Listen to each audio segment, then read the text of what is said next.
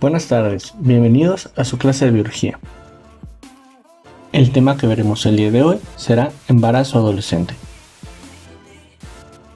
Tus profesores, Sofía, Lorena y Gabriel, te dan la bienvenida. El aprendizaje esperado de esta semana es el siguiente.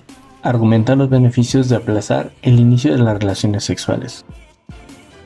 Como un dato interesante, en Latinoamérica, casi 3 de cada 5 mujeres, el 58%, tiene un embarazo no planificado cada año. Esto representa 17.1 millones de embarazos no planificados al año. Actividad número 1. Contesta lo siguiente. ¿Por qué crees que se den los embarazos en los adolescentes? ¿Qué riesgos crees que tengan las madres adolescentes durante el embarazo?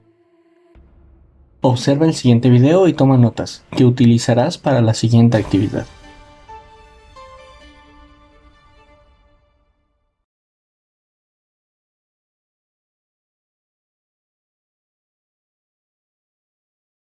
Bienvenidos a Ruta ADN 40. México mantiene la tasa más alta de fecundidad adolescente entre los países miembros de la Organización para la Cooperación y el Desarrollo Económico. 69.6 nacimientos por cada 1,000 mujeres entre los 15 a 19 años de edad.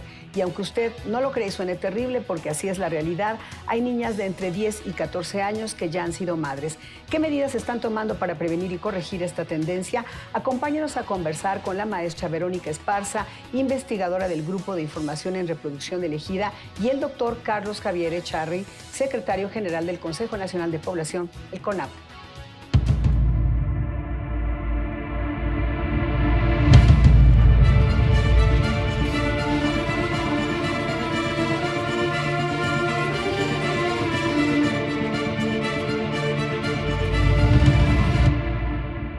Bienvenidas, maestra, bienvenida, doctor, bienvenido. ¿Cuántas niñas y adolescentes hay en México? Bueno, tenemos un número importante de las niñas. Si lo tomamos, digamos, de 0 a 9, tenemos como 10.8 millones en el año 2019, que representa 16.7% del total de la población. Entre 10 y 19 años tenemos otras 10.9 millones, que también es como una sexta parte del total de la población, 8.4 de 10 a 14 años y 8.3 de 15 a 19. Bien. Verónica, ¿qué edad empiezan estos grupos de edad de su vida sexual?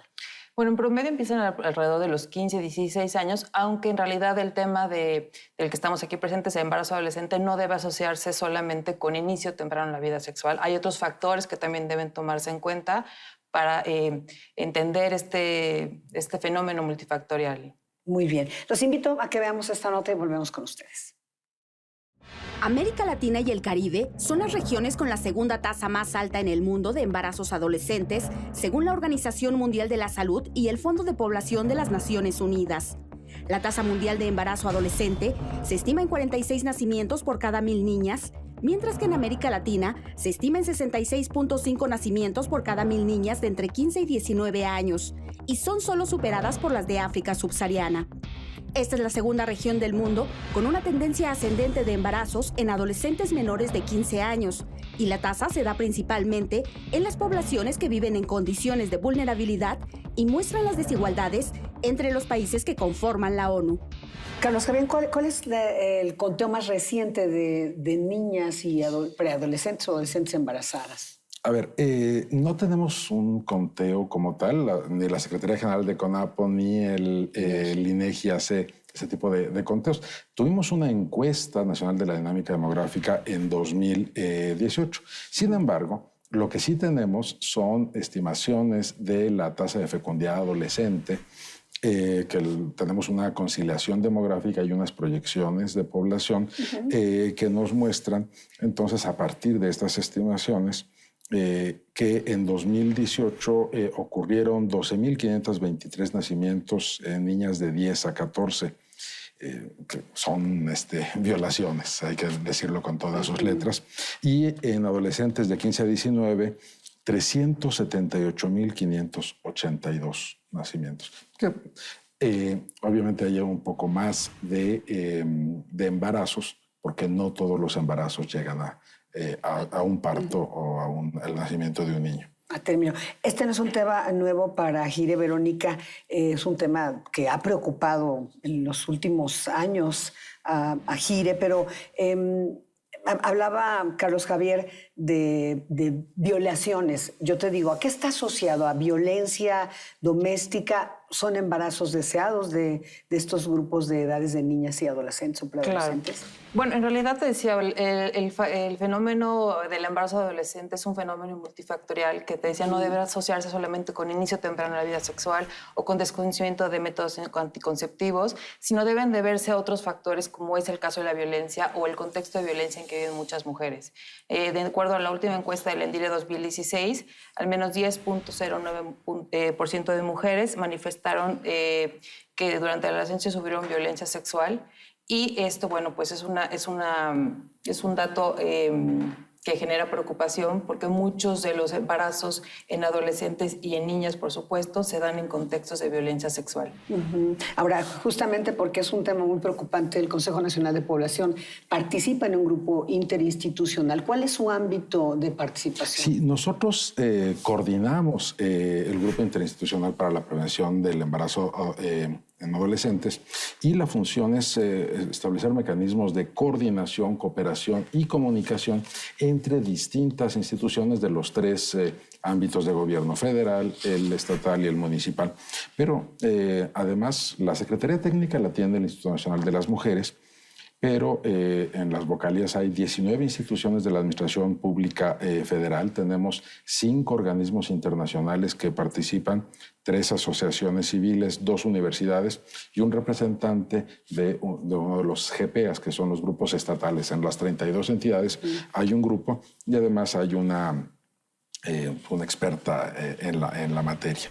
Además de esto tenemos distintos grupos, subgrupos de trabajo, y nosotros coordinamos el de indicadores, que tenemos que ver pues cómo van las cosas, tanto los indicadores de fin, de propósito a nivel nacional y en algunas entidades de la República. Y de lo que se trata es ver de los distintos componentes, porque como bien dice, se trata de un fenómeno multifactorial. No lo podemos atacar con una sola acción, digamos, o un solo tipo de acción, sino que tenemos que ver, por ejemplo, entornos habilitantes, ver de qué manera no hay barreras para el ejercicio de los derechos sexuales y reproductivos. Y estos pueden ser en distintos ámbitos. Tenemos que ver cómo se está dando la educación integral para la sexualidad, que todavía sigue siendo una asignatura pendiente en nuestro país. Y tenemos que ver temas como la violencia. Entonces, pues las policías, las procuradurías tienen que estar integrados en estos grupos. Esta administración de alguna manera está llegando, Verónica. Lo que se hizo hacia atrás en esta materia por parte de estos 3 órdenes de gobierno ha sido una estrategia adecuada. ¿Por dónde ven que ha caminado este problema? Pues que desafortunadamente no decrece, ¿no? Claro, desde luego desde Gire reconocemos el impulso de esta estrategia o de estas políticas públicas implementadas desde el gobierno anterior y bueno, que ahora se han retomado porque los objetivos son a largo plazo, los objetivos son hacia 2030, que es erradicar el embarazo en niñas y disminuirlo al 50% en edades de 15 a 19 años. Y como decía, bueno, el problema, el fenómeno se tiene que atacar por diferentes vías. Las estadísticas reflejan que pese a que el gran porcentaje de los niños, de los adolescentes, hombres y mujeres, manifestaron tener conocimiento de al menos algún método anticonceptivo, un porcentaje mucho menor no utiliza algún método anticonceptivo para prevenir un embarazo o para prevenir una enfermedad de transmisión sexual. Incluso el conocimiento general de anticonceptivos, la brecha es también muy alta entre conocimiento general y conocimiento funcional de los métodos anticonceptivos. La tarea de CONAPO es fundamental. Estamos hablando de políticas públicas. Digamos que en el arranque de esta administración, ¿cuál ha sido la directriz que ha tenido este grupo interinstitucional? Porque es un tema muy preocupante. Lo que hemos visto como administración del Gobierno de México sí es reconocer este problema, no estamos escondiendo nada, fortalecerlo, pero también hemos pedido una evaluación externa de qué es lo que hay que mejorar. Si bien los resultados de esta última encuesta, la ENADI 2018, muestran un descenso importante en la tasa de fecundidad adolescente, Sí vemos otros indicadores que nos muestran que requerimos seguir trabajando en distintas áreas. Por ejemplo, los temas de demanda insatisfecha de anticoncepción. Esto es, las mujeres que dicen que no desean tener más hijos o no desean tenerlos pronto y sin embargo no utilizan métodos anticonceptivos. Entonces, cuando hablamos de que las razones por las que no usaron es porque no habían planeado tener relaciones sexuales, en algunos casos, en otros porque no conocen métodos o porque no saben dónde conseguirlos o cómo usarlos, eso nos da líneas de dónde tenemos que reforzar el trabajo. O un tema importante es que la participación masculina está siendo muy baja. Y tenemos que involucrar más a los hombres en todo el proceso. Este punto es bien importante, sí, claro, desde Verónica. Sí, bueno, justo parte de las observaciones a la estrategia de la NPA, bueno, era eso justo, que a pesar de que se nombraba o se advertía este involucramiento por parte de los niños y adolescentes no se advertía una acción encaminada a involucrarlos en el uso de anticonceptivos como para involucrarse, ¿no?